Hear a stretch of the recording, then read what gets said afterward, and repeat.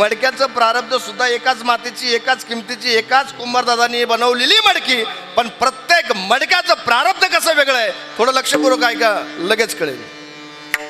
आता एकाच मडक्या किमतीची मडकी आणली, 4 मडकी आणली, त्यातली एक मडकं इतकं भाग्यवान निघालं की शिवलिंगावर अभिषेकाकरता सुद्धा त्याचा वापर झाला, इतकं भाग्यवान निघालं.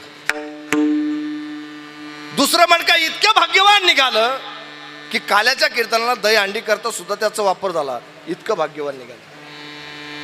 व तिसरं मडकं इतकं दुर्भागी निघालं, एखादं प्रेत जर समोर चाललं ना तर त्याच्या समोर सुद्धा ते धरून चाललं जातं, इतकं दुर्भागी आहे. आणि काही तर इतकी दरिद्री मडकी आहेत, इतकी दरिद्री आहेत की एखादं म्हातारा जर धरणीला पडलेला असेल ना, नाशियले घर थुंकून या घरातले सुद्धा आडाआड करतात ना, त्यावेळेस तेच मडकं त्याला ते थुकण्याकरता दिलं जातं. हे मडक्यांचं प्रारब्ध सांगितलं आहे.